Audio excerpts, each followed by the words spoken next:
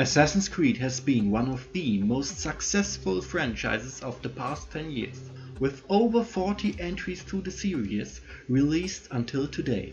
Through the years, the gameplay evolved a lot, but what also evolved was the monetization. Assassin's Creed was released in 2008. It had no DLCs, expansions or whatsoever. Apart from the base game, there was nothing to buy. This already changed with Assassin's Creed 2, the first sequel released in 2009. There were several pre-order exclusive DLCs, but most important, 2 entire literal chapters were ripped out of the game and sold as DLC later on. The practice of expansion-sized DLC became common in the series. The following up games, Assassin's Creed Brotherhood and Assassin's Creed Revelations, had several of them. Assassin's Creed 3 from 2012 was the first one featuring actual microtransactions. In the multiplayer mode, you were able to purchase in-game currency with real money in order to buy perks and cosmetics for your multiplayer characters. The feature was not really needed though, as you could get these things easy enough by simply playing. Assassin's Creed 4 offered these services also, in the multiplayer as well as in the single player. Many people didn't even notice it though, as in-game currency was traditionally so easy to get in Assassin's Creed that paying real money for it seemed ridiculous. The first unpleasant appearance of microtransactions was in Assassin's Creed Unity. The game was a mess. Apart from famous bugs and glitches, it was cluttered with chests that could only be opened with the help of the companion app. Annoying stuff like that, the usual Ubisoft pre-order madness, and of course, microtransactions. But again, in-game currency was easy enough to get, and most of the criticized points have been fixed in later updates.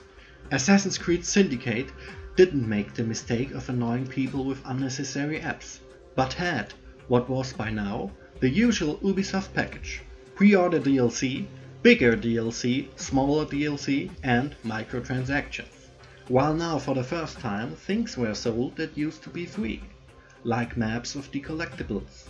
In-game currency was still very easy to get plentiful, so many people didn't see an issue.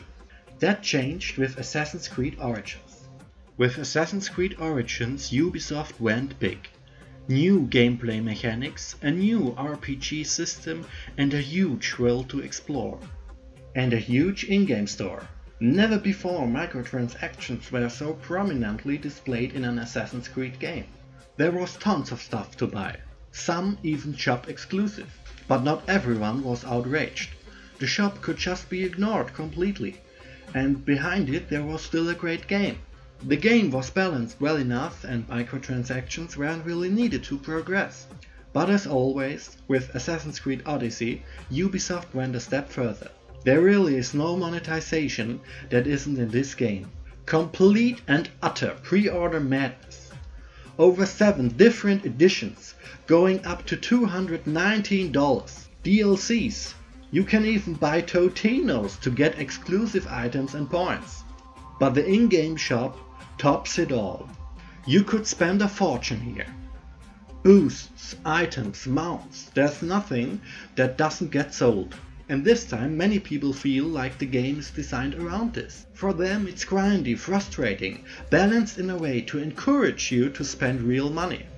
A great game ruined by greed. While it is of course subjective feeling whether or not you experience the game as grindy, cheats shouldn't be purchasable. They used to be free. It is wrong to demand extra cash from someone who bought this single player game just because he or she wants to play on an easier setting. The item shop shouldn't be there in the first place. Paying players shouldn't be annoyed with this. Over the years, Ubisoft pushed the limits further and further. The players accepted it, even found excuses for the products. The result is an abomination of greed. Step by step, Ubisoft turned Assassin's Creed into the manifestation of corporate greed, for no other reason than increasing the profit even further. Assassin's Creed Odyssey is a grim memorial of why we shouldn't accept being ripped off. If publishers are allowed, They will always take one more step. They know no limits.